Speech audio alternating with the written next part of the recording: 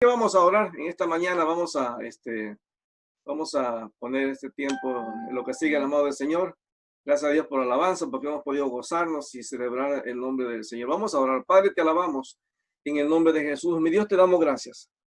Padre, gracias porque tú eres un Dios bueno, un Dios maravilloso, Señor. Y te estamos bendiciendo en este día, Señor, en el nombre de Jesús. Porque, Padre, tú estás con nosotros a cada momento y te agradecemos porque, Señor, estamos ya en varios meses, Señor, en esta situación, en esta pandemia a nivel mundial, Señor. Y hemos visto tu mano, Señor, de poder, tu mano de misericordia sobre nuestra vida, Señor, y te agradecemos porque tú nos has sostenido a cada momento. Mi Dios, seguimos poniendo nuestras vidas en tus manos, Señor, sigue hablando a nuestra vida, que esta situación que ha pasado a nivel mundial sea como un llamado de atención a tu iglesia, Señor. Y que podamos, Señor, en el nombre de Jesús, poder, Señor, clamar a ti, Señor, poder descansar en ti, Señor, poder estar esperando, Señor, que tu venida muy pronto por tu iglesia, Señor. Cuando vemos las cosas que están pasando alrededor del mundo, nos damos cuenta que el tiempo se está acabando. Señor, ayúdanos a vivir de una manera recta delante de ti y también a predicar tu palabra, Señor. Damos gracias por esta mañana, Señor, y te ponemos en tus manos, Señor, la vida de cada uno de aquellos que estamos en este momento conectados, aquellos que a lo mejor no se han conectado por alguna razón, Señor, importante, por aquellos que nos están viendo por Facebook Live, también, Señor, que todos sean bendecidos, Señor, y que seas tú el que nos hable en esta mañana, Señor, a través de tu palabra. Te damos gracias, mi Dios, y te bendecimos en el nombre de Jesús. Amén. Bueno, amados hermanos, Dios les bendiga. Hemos estado ya varios domingos hablando sobre el tema del discipulado y hemos estado, el domingo pasado empezamos el tema de la lealtad. Hemos dicho que el corazón de nuestra relación con Jesús es el compromiso, la lealtad, la pasión y la obediencia. Son 4 aspectos que sostienen nuestra relación personal con el Señor Jesucristo. Y decíamos al principio del compromiso tiene que ver con ese pacto que hemos hecho con Jesús. Cada vez que celebramos la cena del Señor, recordamos que usted y yo tenemos un pacto con Jesucristo, que tenemos un pacto con Él y que somos responsables de, digamos, de cumplir ese pacto que tenemos con el Señor. Y ese pacto es de seguirlo a Él. Nosotros no hemos sido llamados a ser parte de una denominación, de una iglesia en particular. La única iglesia a la cual hemos sido llamados a ser parte es a la iglesia de Jesucristo. Y también decíamos el domingo pasado, empezamos a hablar sobre el tema de la lealtad. Dios espera que seamos leales a Él. Y decíamos que la lealtad tiene que ver con ese aspecto de que yo tengo que hacer las cosas en función de esa relación que tengo con el Señor. En una pareja, cuando la pareja se casa, hace un compromiso. Pero ese compromiso, más que solamente el amor, también está basado en la lealtad, en la fidelidad. Entonces, una pareja, aunque tiene un compromiso, tiene también la responsabilidad de ser leales, de ser fieles unos a los otros. Ahora, decíamos el domingo pasado que somos fieles a Dios cuando creemos en Él en medio de cualquier circunstancia. O sea, sabemos que hay momentos difíciles que vamos a enfrentar como cristianos, como discípulos del Señor, como seguidores de Jesucristo. Y hay momentos en los cuales nuestra fe se va a tambalear y va a haber momentos en los cuales nos va a costar esperar en el Señor. Pero nuestra lealtad a Él, nuestra fidelidad a Él, debe llevarnos a creer en Él en cualquier momento, no importa la dificultad, Dios siempre ha sido fiel. Dios espera que nosotros también seamos fieles a Él. Porque a veces, digamos, cuando vienen las circunstancias difíciles en nuestra vida, es bien fácil dejar todo a la deriva, dejar la relación con Dios y volver al mundo. Pero también decíamos el domingo pasado que somos leales a Dios cuando nos guardamos del pecado. Un hombre es fiel a su esposa cuando desecha a las demás mujeres y se mantiene solamente con ella, una relación íntima y personal solamente con ella. Entonces, también nosotros tenemos que ser fieles a Dios. No podemos andar jugando con el pecado, pensando que nada de eso nos va a pasar, que nada de eso nos va a afectar en nuestra vida. Decíamos en tercer lugar que también somos leales a Dios cuando no nos avergonzamos de Él. Usted se imagina qué difícil será en un momento experimentar que la persona con la cual tenemos un compromiso, sea el esposo, la esposa, un amigo, que en un momento nosotros nos demos cuenta que se avergüenza de nosotros. Es claro que nos molestaría. Entonces, de la misma manera, para Dios es importante que nosotros nos mantengamos sintiéndonos orgullosos de que somos hijos de Dios. Que no nos dé vergüenza que la gente sepa que somos cristianos. Que no nos dé vergüenza que la gente sepa que seguimos a Jesús. No importa si nos llaman aleluya, evangélicos, cabeza cuadrada, porque a veces piensan que nosotros no tenemos una mente abierta para las cosas que pasan en la vida.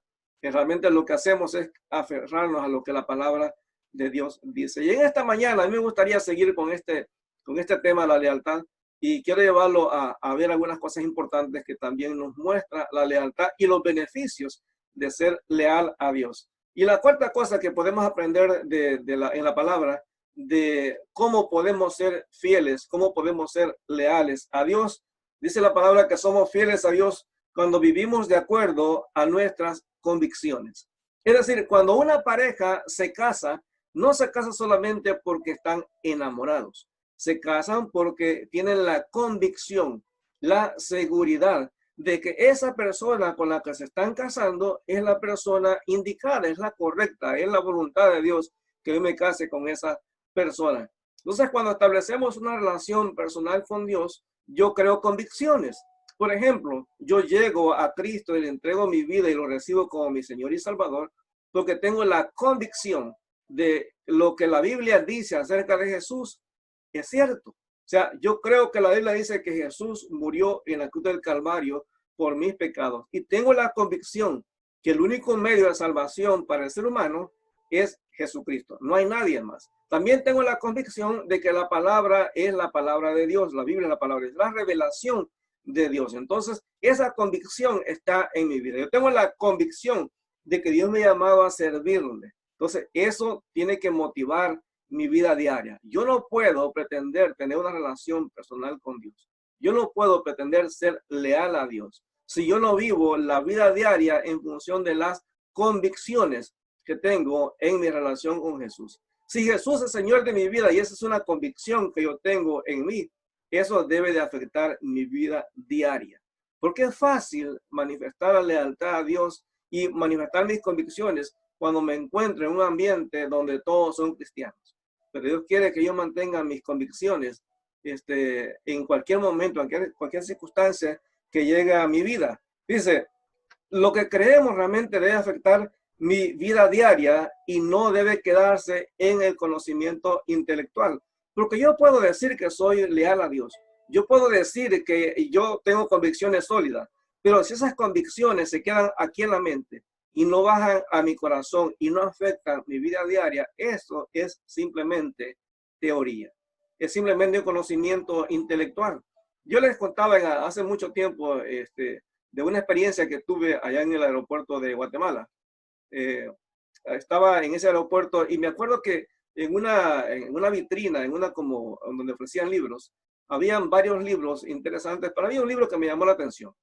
Y era un libro que decía, la Biblia es un fraude. Entonces me puse a hojear el libro y en la parte de atrás del libro había como un resumen de opiniones de personas, de diferentes personas. Había un arquitecto, había un médico, un abogado, diferentes personas. Y cada uno decía exactamente lo mismo. Cada uno decía, no estoy de acuerdo con este autor porque la Biblia realmente es la palabra de Dios. Pero el último comentario me llamó la atención, porque era el comentario de un teólogo, una persona que era de una denominación, una persona muy, muy importante, tenía un doctorado en teología, pero esa persona decía, yo creo que la Biblia sí es un fraude. Entonces, que supone que sabía más de Biblia, es el que tenía la convicción de que la Biblia era un fraude. Entonces, conocer la Biblia sin que eso afecte mi vida, hermano, eso no tiene absolutamente ningún valor. O sea, yo tengo que estar consciente de que la palabra de Dios debe afectar mi vida. Fíjense lo que dice en Santiago. Santiago capítulo 1. En Santiago 1, versículo 21 al 26, Santiago nos hace el llamado de atención, porque el conocimiento, o sea, el tener convicciones es importante, pero si esas convicciones no van a afectar mi vida diaria, no sirven de nada, hermano, son simplemente teorías, son simplemente conocimiento intelectual, pero eso no ayuda absolutamente en nada. Entonces, mira lo que es Santiago capítulo 1, versículo 21 al versículo 26. Dice, así que quiten de su vida todo lo malo y lo sucio, dice Santiago, y acepten con humildad la palabra que Dios les ha sembrado en el corazón, porque tiene el poder para salvar su alma. Estoy leyendo la Nueva Traducción Viviente, versículo 22. Pero no solo escuchen la palabra de Dios, tienen que ponerla en práctica. De lo contrario, solamente se engañan a sí mismos, pues si escuchas la palabra, pero no la obedeces, sería como ver tu cara en un espejo, te ves a ti mismo, luego te alejas y te olvidas de cómo eres. Pero si miras atentamente en la ley perfecta que te hace libre, y si la pones en práctica y no olvidas lo que escuchaste, entonces Dios te bendecirá por tu obediencia. Si afirmas ser religioso, pero no controlas tu lengua, te engañas a ti mismo y tu religión no vale nada. Hermano, si yo tengo tremendas convicciones en mi corazón, creo que Jesús es Señor, creo que Jesús es el Salvador, creo que Jesús cambia la vida de las personas, pero si eso no afecta a mi vida diaria, si eso se queda en el ámbito de lo intelectual, hermano, hasta ahí se llegó. Simplemente es un conocimiento intelectual, pero esas convicciones no me sirven de nada. Si yo voy a ser leal a Dios, esas convicciones tienen que afectar mi vida diaria, donde yo me muevo, hermano.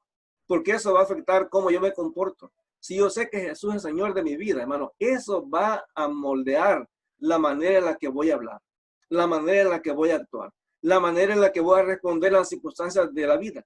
Todo, absolutamente todo, se afecta, hermano. Toda relación, la relación con mi esposa, la relación con el esposo, la relación con los hijos, la relación con los padres, la relación con nuestros hermanos, todo, absolutamente todo, se ve afectado. Entonces Santiago dice, de nada te sirve conocer la palabra si esa palabra no afecta. Es como cuando te vas en la mañana y te ves en el espejo y de pronto ves que estás despeinado.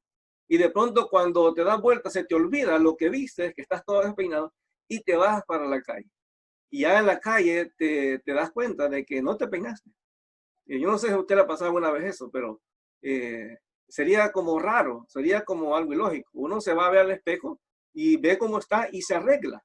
Entonces es lo mismo. Si yo voy a la palabra y la palabra me muestra cómo estoy en mi vida y eso provoca convicción en mí, pero si eso solamente produce convicción, pero no afecta mi vida diaria, es solamente teoría. Entonces Dios quiere que las convicciones vayan a la práctica. También la Biblia dice que lo que creo, cuando, o sea, yo soy desleal a Dios cuando lo que creo solamente me afecta cuando estoy en la iglesia, pero afuera vivo como cualquier inconverso. Porque mira, en la iglesia todos somos cristianos, nos llamamos hermanos, nos amamos, nos aceptamos unos a los otros. Pero la pregunta es, ¿qué diferencia hay en mi estilo de vida en la iglesia y el estilo de vida allá afuera? ¿Cómo la gente me ve aquí y cómo la gente me ve allá? Y yo le digo, mire hermano, no hay nada que esté oculto. Yo les he contado que en cierta oportunidad estando allá en Nueva York, fuimos de visita a una iglesia y estuvimos predicando ahí. Y claro, uno cuando llega a una iglesia de visita para predicar, uno no conoce a la gente. Entonces me recuerdo que fuimos con mi esposa a una de las tiendas y estábamos comprando ahí cuando alguien se me acercó. Entonces yo la volteé a ver a la señora, pero no me pareció conocida. Entonces se me acercó y me dice, pastor, ¿cómo está? Y yo le digo, bien. Y me dice, me dice, usted predicó en nuestra iglesia, me dice, el domingo. Yo digo, si yo estuviera haciendo algo malo, hubiera sido una vergüenza que yo había estado el domingo predicando y ahora ahí me encontraban haciendo algo mal. Es decir, hermano, no hay nada que sea oculto. O sea, Dios espera que ese estilo de vida que yo reflejo en la iglesia se refleje en cualquier parte de mi vida, en cualquier lugar.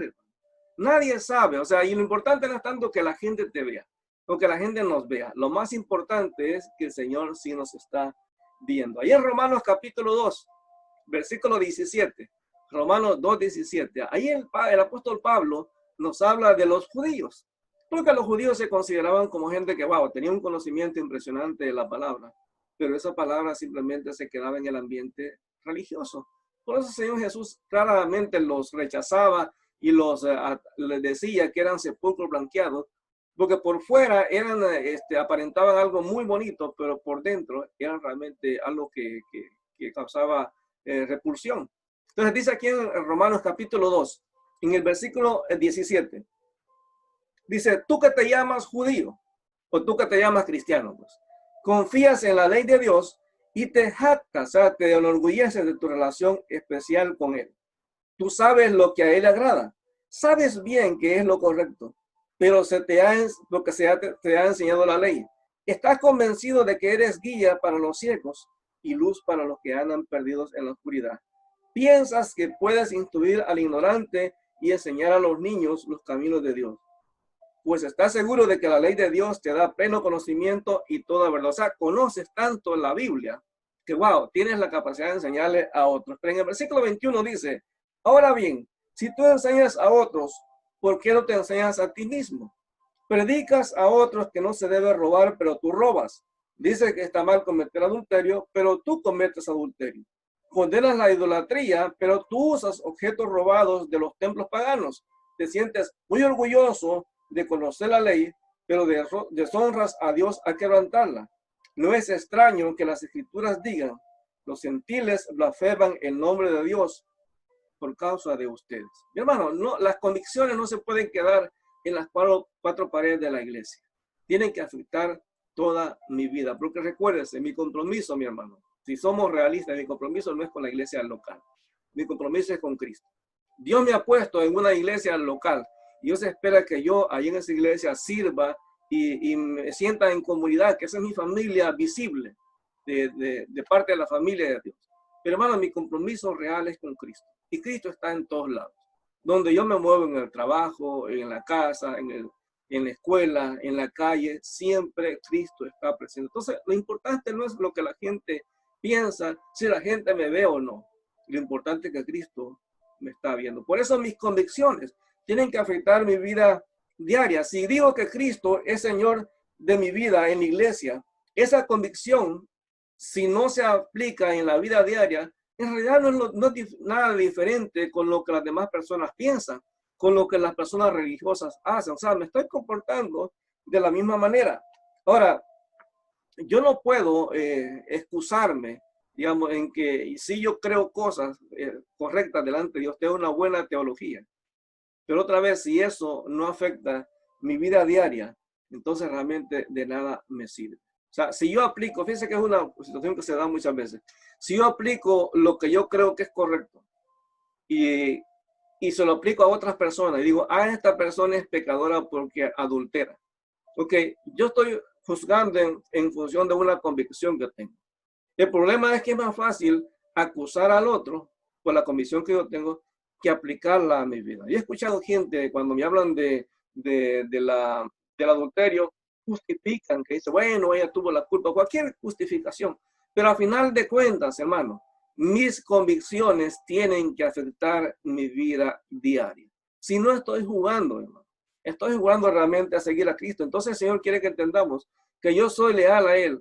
Cuando mi vida diaria es afectada por las convicciones que yo tengo. Otra vez, cuando usted y yo nos casamos con la persona con los casamos, en este caso yo me casé con mi esposa, no solamente uno se casa porque ama a esa persona, sino porque uno tiene la convicción de que esa persona es la correcta.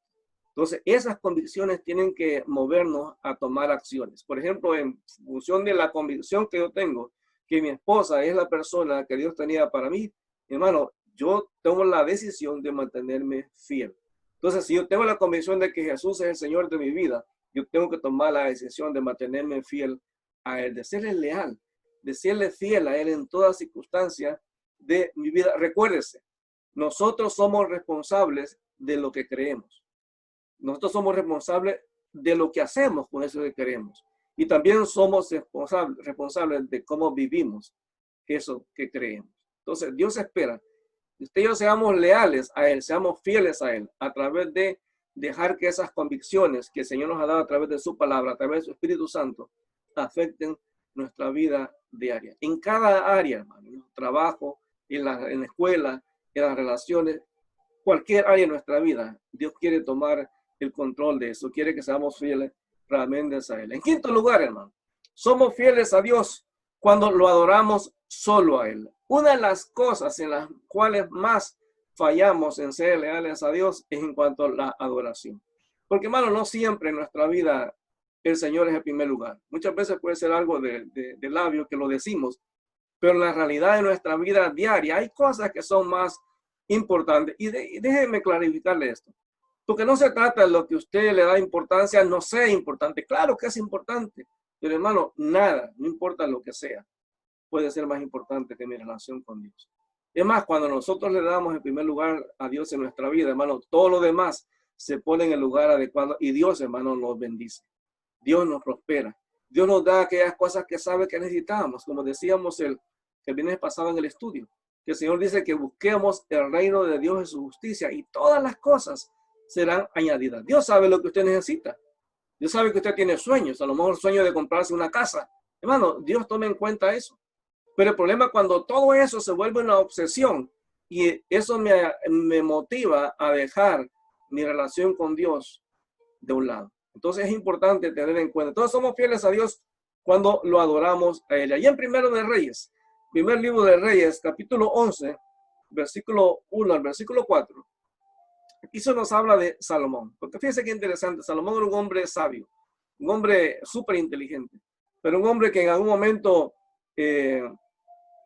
tomó la decisión, a pesar de que él sabía lo que Dios le estaba exigiendo, a pesar de que Salomón tenía convicciones de que Dios es un Dios todopoderoso. Ustedes saben cómo es la historia de Salomón, cómo Dios lo llama siendo un joven, cómo él siendo un joven decide no pedirle a Dios grandes cosas, sino que pedirle a Dios que Dios lo hiciera sabio.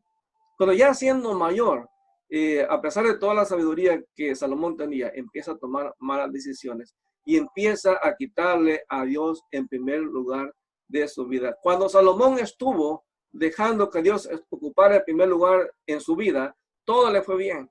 Las bendiciones, la prosperidad. De hecho, el reino de Jerusalén, bueno, de Judá, prosperó tanto en el tiempo de Salomón que la gente se sorprendía de todo lo que Salomón tenía. Dice allá en Primero de Reyes, primer libro de Reyes, capítulo 11, versículo 1 al versículo 4. Dice, ahora bien, el rey Salomón amó a muchas mujeres extranjeras, además de la hija del faraón. Se casó con mujeres de Moab, de Amón, de Edom y de Sidón y de los hititas. El Señor había instruido claramente a los israelitas cuando les dijo, no se casen con ellas, porque les desviará el corazón hacia sus dioses. Sin embargo, Salomón se empecinó, o sea, se tomó la decisión y se mantuvo ahí en amarlas. En total tuvo 700 esposas de cuna real y 300 concubinas. En efecto, ellas apartaron su corazón del Señor. Cuando Salomón ya era anciano, ellas le desviaron el corazón para que rindiera culto a otros dioses, en lugar de ser totalmente fiel al Señor su Dios, como lo había sido David su padre. En un momento determinado, hermano, Salomón dejó que estas mujeres influyeran en las decisiones que él estaba tomando. Y en un momento determinado, al final de cuentas, es responsabilidad de él. Él decidió quitarle el primer lugar de Dios a Dios en su vida y se lo dio a dioses falsos. O sea, nosotros podemos a lo mejor acusar a estas mujeres, pero al final de cuentas, hermano, es decisión de Salomón. Él tomó la decisión de dejarse influenciar por estas mujeres. Entonces, Salomón en este momento dejó de ser leal a Dios, empezó a adulterar. Pero cuando usted y yo ponemos a algo o a alguien en el primer lugar de nuestra vida, estamos cometiendo adulterio espiritual. Es como, por ejemplo, en una pareja. Si el esposo de pronto empieza a darle más atención o una atención que no debería darle a otra mujer que no es su esposa, eso es adulterio. Por eso Jesucristo dice que el que vea a una mujer para codiciarla en su corazón, ya adulteró. O sea, cuando una persona empieza a darle prioridad a otras cosas y a otras personas, en lugar de darle ese primer lugar a Dios, hermano, eso es adulterio espiritual. Ustedes y yo lo podemos ver como querramos, pero realmente es un adulterio. Es una deslealtad hacia Dios. La infidelidad o deslealtad a Dios es lo mismo que el adulterio espiritual. Es tener una relación espiritual con otras personas o cosas además de Dios. Es darle a alguien o a algo el primer lugar de nuestra vida. En Malaquías capítulo 1, versículo 6 al versículo 11, Malaquías 1, del 6 al 11, ahí Dios le reclama al pueblo. Y fíjate que es interesante porque en ese pasaje Dios le dice al pueblo judío que no lo necesita. O sea, Dios sigue siendo Dios, hermanos, sin nosotros. Pero nosotros sin Dios no somos absolutamente nada. Por eso es una bendición y que Dios nos dé la oportunidad a nosotros de establecer una relación personal con Él. Y aquí en el capítulo 1, versículo 6 de Malaquías, vea cómo Dios discute con el pueblo. Porque, hermano, Dios es un Dios amoroso y que se tome el tiempo de llamarnos la atención una y otra vez para tratar de hacernos entender que lo mejor que podemos hacer en nuestra vida es darle el primer lugar a Él. Fíjense lo que dice en el versículo 6. Malaquías 1:6. Otra vez leo la Nueva Traducción Viviente. Si tiene la Reina Valera o cualquier otra traducción, léala igual, es importante. Dice, el Señor de los ejércitos celestiales dice a los sacerdotes eran los líderes espirituales del pueblo. Un hijo honra a su padre y un sirviente respeta a su señor. Si soy yo padre y su señor, ¿dónde está el honor y el respeto que merezco? O sea, Dios empieza a reclamar al pueblo porque ¿sabe qué? El pueblo no le estaba dando el primer lugar a Dios en la vida del pueblo. Ustedes han tratado mi nombre con desprecio. O sea, Dios se muestra ofendido. Pero ustedes preguntan, ¿de qué manera hemos tratado tu nombre con desprecio? O sea, el pueblo como que no se da cuenta que lo que está haciendo ofende a Dios. O sea, puede ser que la reacción del pueblo sea genuina, puede ser que sea verdadera, puede ser que realmente el pueblo no sabe o no se da cuenta de que lo que está haciendo ofende a Dios. Pero entonces Dios se lo viene y se lo reclama. Y le dice en el versículo 8, dice, cuando ofrecen al animal ciego para el sacrificio, ¿acaso son malos? O sea, ¿no te has dado cuenta que lo que me están dando no me sirve? Ya la palabra decía que Dios pedía un animal que fuera macho, que fuera de un año y sin defecto. O sea, cuando ellos le daban lo que no servía, el animal ciego, hermano, Dios se sentía ofendido, porque eso reflejaba el lugar que realmente tenía Dios en su vida. ¿Cómo se sentiría usted que de pronto el día del aniversario su esposo llegara con un ramo de flores todas marchitas, todas ya que no sirven? Y él le dijera, bueno, amor, te traigo este ramo de flores, tú sabes, lo que cuenta es la intención. Yo le aseguro que la mayoría de las hermanas se lo agarraría, a lo mejor lo tiraría a la basura o se lo tiraría a la cara al fulano. Entonces, ¿por qué? Porque nos ofenderían. Las intenciones, cuando se trata de darle el primer lugar a Dios, no funcionan. Se trata de ser realista y darle el primer lugar de Dios a Dios en nuestra vida. Dice en el versículo 6, el versículo 8, perdón. Dice, ¿o no está mal cuando me dan animales lisiados y enfermos? Dice el Señor de los ejércitos celestiales. Intenta dar ese tipo de regalos al gobernador y vean cómo se pone de contento. O sea, Dios está haciendo como burla. Dios está diciendo, a ver, eso que tú me das a mí, a ver, ve y ofréceselo al rey que está en este momento reinando en Israel. A ver cómo te recibe.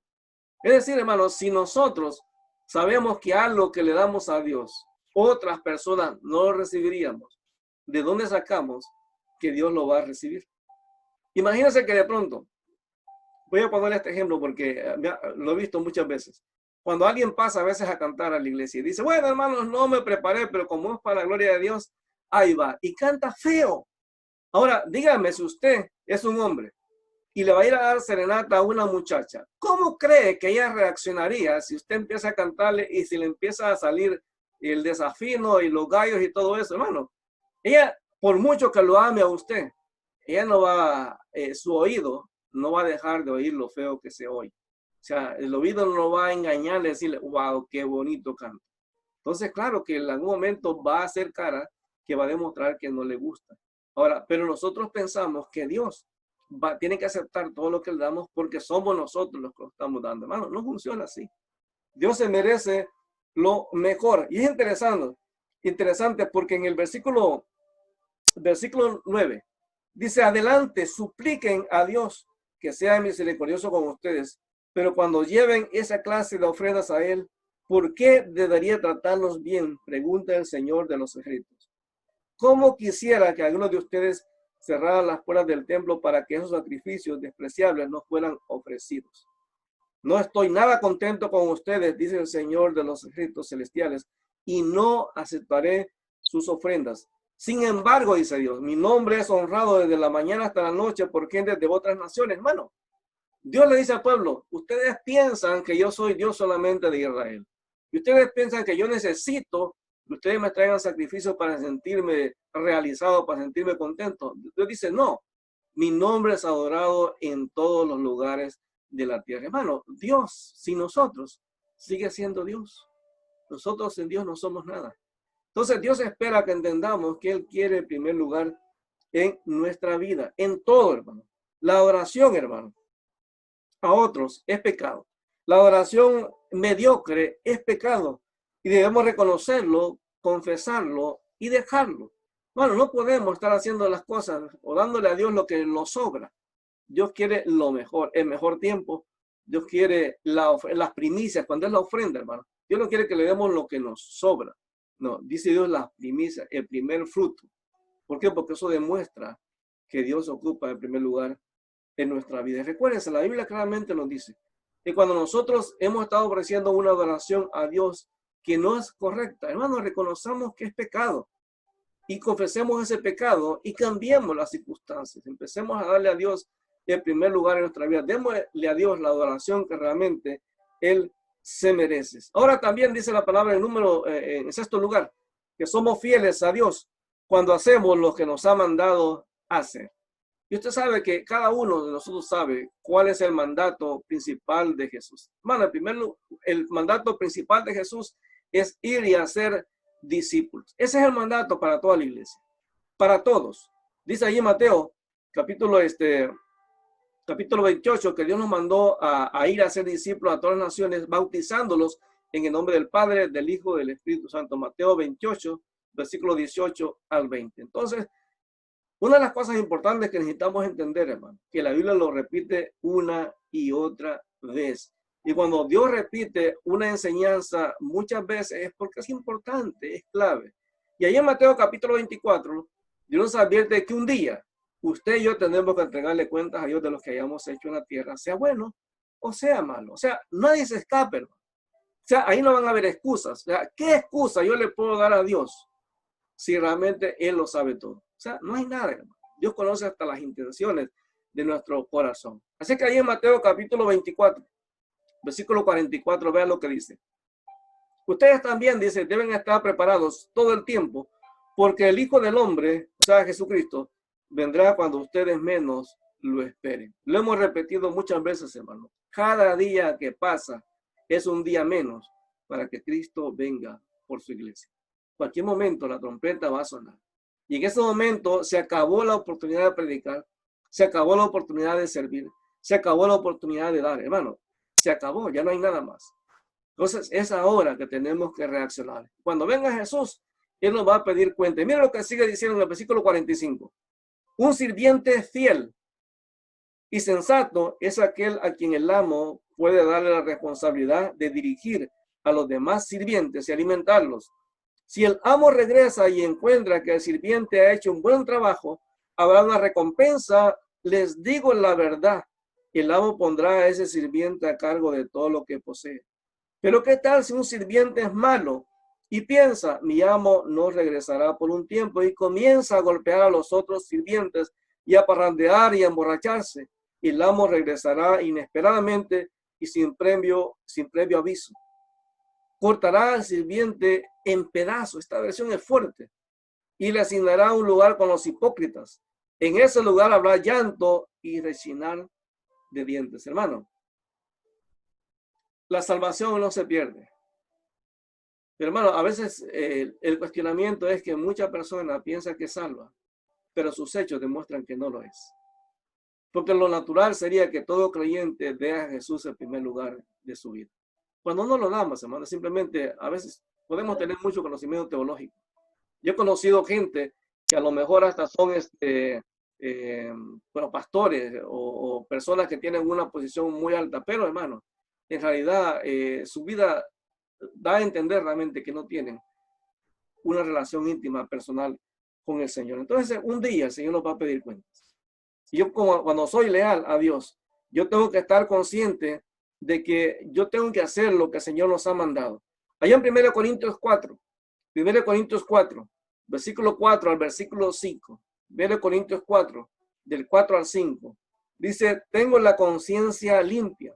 Por eso eso no demuestra que yo tenga razón.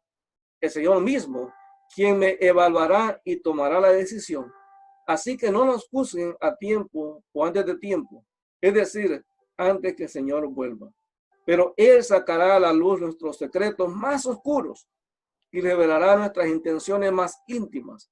Entonces Dios le dará a cada uno el reconocimiento que le corresponde. Hermanos, somos leales a Dios cuando hacemos las cosas que Dios nos ha mandado a hacer. Cada uno de nosotros sabemos qué es lo que Dios nos ha mandado a hacer, hermano. Entonces, tenemos que ser leales a Dios en ese sentido. Ahora, rápidamente, quiero mencionarle por lo menos dos resultados muy buenos cuando usted y yo somos leales a Dios. Y puede ser que a lo mejor uno de estos dos beneficios que tenemos cuando somos leales a Dios nos ayuden a lo mejor a entender la importancia que es ser leal a Dios. Miren lo que dice el segundo de Reyes, capítulo 20. Segundo libro de Reyes, capítulo 20, versículos 1 al versículo 5. El primer beneficio que usted y yo tenemos cuando le damos a Dios la lealtad que Él realmente se merece. Y otra vez, no es por interés. Estos beneficios Dios los da, hermano, porque Dios es bueno. Pero cuando somos leales, hermano, estos beneficios se materializan en nuestra vida. El primer beneficio que Dios nos da cuando somos leales a Él es que la fidelidad a Dios puede ser usada, quiero ser cuidadoso en esto, puede ser usada para clamarle a Dios en nuestras oraciones. Cuando yo soy fiel a Dios, hermano, Dios no se molesta. Cuando yo le digo, Señor, ¿sabes qué? Tú sabes que yo he sido leal a ti, Señor. Por favor, Padre, dame esta bendición, Señor. Responde esta oración. Y le quiero mostrar un ejemplo. Porque a lo mejor te dicen, no, pero ¿cómo voy a usar la lealtad? Hermano, Dios reconoce lo fieles que somos. Y cuando Dios ve esa lealtad, Dios también toma en cuenta eso, hermano. Porque Él sabe como hijos le estamos dando las cosas, no por el interés que tenemos, sino porque hemos tomado la decisión de ser leales a Dios. Y esa lealtad lleva a que Dios muchas veces nos dé esa bendición y ese cuidado cuando nosotros oramos a Él. Vean lo que dice aquí otra vez. Segundo de Reyes, capítulo 20, versículo 1, versículo 5. Aquí se nos habla del rey Ezequías. Ezequías era un rey que amaba a Dios, un rey que había hecho muchos cambios en la nación de Judá. Y dice en el versículo 1, por ese tiempo, Ezequías se enfermó gravemente. Y el profeta Isaías, hijo de Amós, vino a visitarlo. Le dio al rey el siguiente mensaje. Esto dice el Señor, pon tus asuntos en orden porque vas a morir. No te recuperarás de esta enfermedad. Cuando Ezequías oyó el mensaje, volvió su rostro hacia la pared y oró al Señor. A mí me impresiona, porque Ezequías, siendo rey, no dijo, a ver, agarren a Isaías y mátenlo. Él se dio cuenta que el mensaje venía de Dios y él no se pone a hacer berrinche.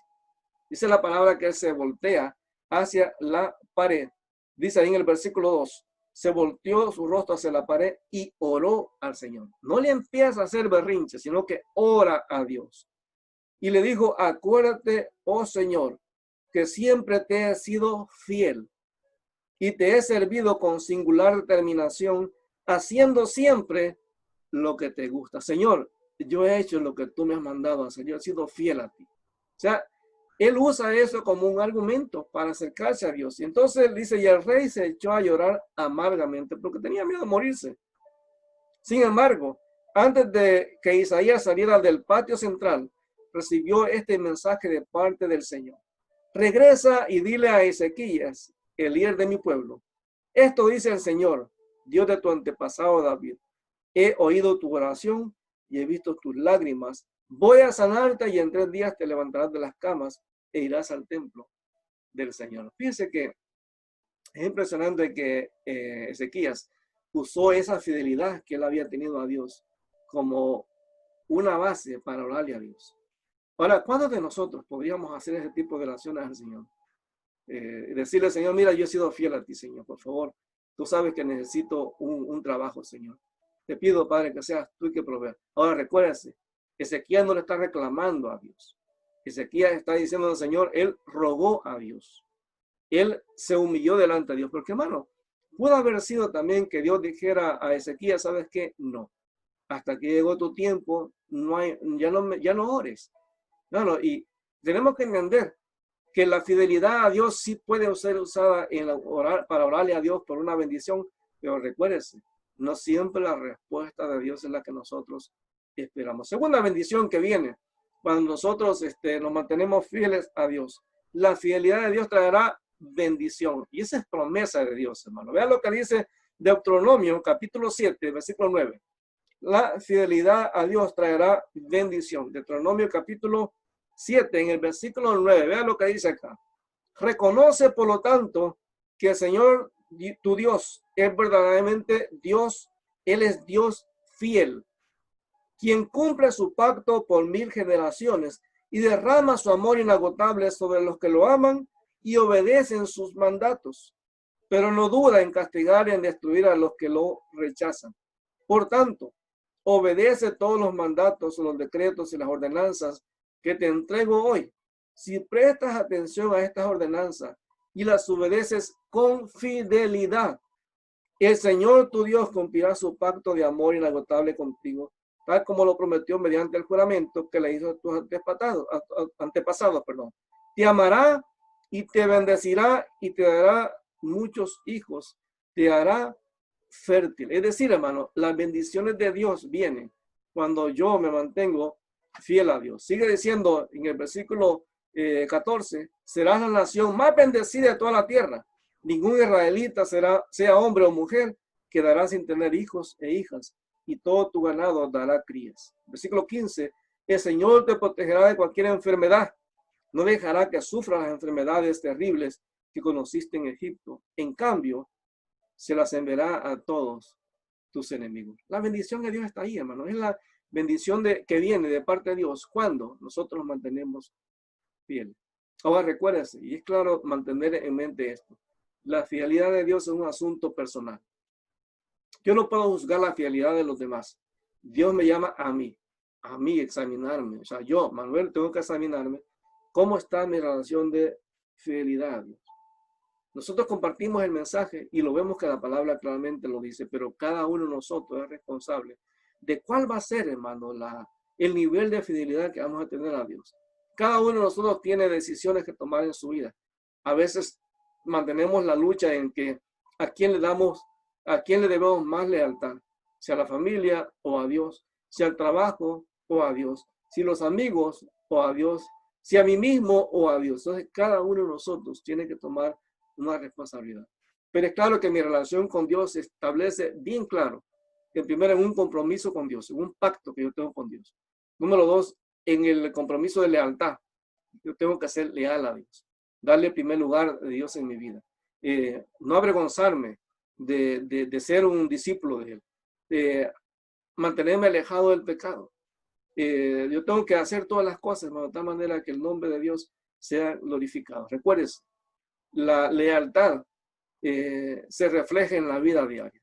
Yo puedo tener mucho conocimiento de la palabra, pero si ese conocimiento se queda solamente acá, mucho conocimiento teológico, pero si no baja a mi corazón y el Espíritu Santo transforma esa convicción en una acción diaria y que afecta a cada área de mi vida, todo eso se queda en pura teoría. Ahora la pregunta es, usted y yo, ¿qué vamos a hacer? Hoy en esta mañana yo quiero invitarle a que hagamos otra vez una renovación de los votos con Dios, como en un matrimonio, que podamos decirle al Señor, Señor, discúlpame, Señor, perdóname porque he sido desleal a ti. Perdóname porque muchas veces he jugado con el pecado, Señor, y aunque sabiendo que eso te ofende, Señor, lo he hecho. Señor, perdóname porque muchas veces le he dado a otras personas o a otras cosas. Y en primer lugar, Señor, yo he sido desleal hacia ti, Señor. Perdóname porque muchas veces, Señor, mi adoración así ha sido mediocre, Señor. Ha sido lo que me sobra, lo que no necesito, Señor. Perdóname porque muchas veces, Señor, no he hecho las cosas, no te he dado a ti el primer lugar de mi vida, Señor. Perdóname porque a veces he vivido mi vida no motivado por la convicción que tú has puesto en mi corazón, sino, Señor, he moldeado mis acciones dependiendo de las circunstancias que llegan a mi vida, Señor. Por eso en esta mañana yo quiero animarle a usted, tanto los que estamos conectados en este momento por Zoom, están conectando también por Facebook Live, que podamos orar en este momento. Y mire, el Espíritu Santo está ahí. Usted no necesita estar en una iglesia para que el Espíritu Santo obre en su vida. En este momento, deje que el Señor pueda tocarle, pueda ministrar su vida y que usted pueda tomar decisiones de tal manera que el nombre del Señor sea glorificado. Vamos a orar en esta mañana. Padre, te alabamos en el nombre de Jesús. Mi Dios, te damos gracias porque tú eres un Dios bueno. Dios, te agradecemos porque tú en esta mañana, Señor, has sido claro y nos has hablado de la importancia de ser leal a ti, Señor. Por eso, mi Dios, te alabamos, por eso te bendecimos. Y, Señor, yo te pido en el nombre de Jesús que cada uno de los que estamos, Señor, escuchando este mensaje o los que lo van a escuchar después, podamos tomar decisiones delante de ti, Señor. Y que podamos decidir en esta mañana ser leales, ser fieles a ti, Señor. Padre, que ahí donde está cada uno, tu Espíritu Santo pueda tocar, Señor, su mente, su corazón y nos pueda motivar, Señor. Primero a entender de que la fidelidad a ti es importante y luego, Señor, tomar una decisión de mantenerlos leales y fieles a ti, Señor. Padre, te damos gracias porque la palabra abunda en ejemplos, Señor, de gente que fue infiel a ti y pagaron muy fuerte las consecuencias. Pero también nos muestra ejemplos de gente que se mantuvo fiel a ti a pesar de las circunstancias y tu bendición en sus vidas fue abundante, Señor. Por eso, mi Dios, te damos gracias en esta mañana. Por eso te bendecimos. Te glorificamos, Señor. Y otra vez, así como estábamos orando, y quiero igual hacer una invitación a aquellas personas que todavía no han entregado su vida a Jesús. Quiero decirle que la Biblia dice que todos somos pecadores, que no hay justo ni siquiera uno. Que la Biblia dice también que la salvación solamente se obtiene a través de Jesucristo. Ninguna iglesia, ninguna buena obra, no importa las cosas que usted haga, nada de eso le puede salvar. La Biblia nos dice también que la salvación es un regalo. Nadie tiene que pagar por eso. Ya Jesús pagó en la cruz del Calvario. Número 4, cada persona debe tomar una decisión personal. Usted decide si rechaza o acepta a Jesús. Si es que usted quiere entregarle su vida a Cristo, puede hacerlo en este momento. Usted le puede decir al Señor, Señor, aquí está mi vida. Mira, Señor, yo quiero entregártela. Yo reconozco en esta mañana que soy pecador y quiero, Señor, recibir la salvación que solamente se obtiene a través de Jesús. Si usted le hace una oración al Señor de manera sincera, la palabra dice que Dios escribe su nombre en el libro de la vida y que esa decisión Dios la toma muy, muy en serio. Así que si usted ha tomado una decisión esta mañana, le pedimos que usted siga conectándose con nosotros o que nos avise si a lo mejor vive en otro lugar y podamos orientarle a una iglesia donde usted pueda congregarse. Pero estamos para servirle. Y amado hermano, Dios nos ama a todos. Y Dios es un Dios bueno, un Dios maravilloso. Y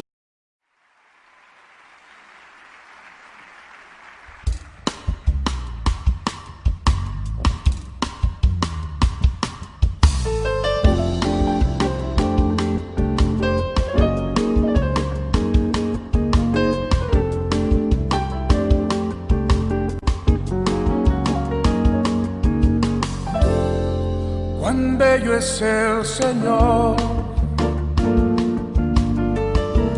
cuán hermoso es el Señor,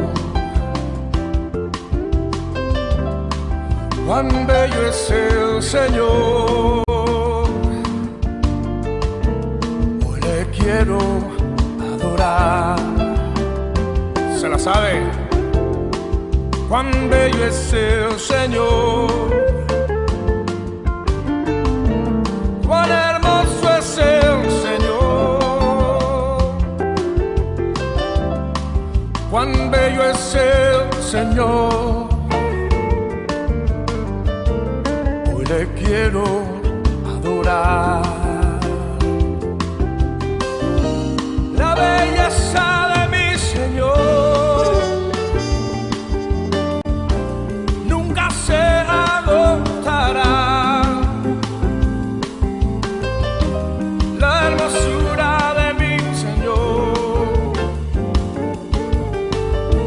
Siempre resplandecerá. Oh, la belleza de mi Señor Jesús nunca se agotará. La hermosura de mi Señor siempre resplandecerá.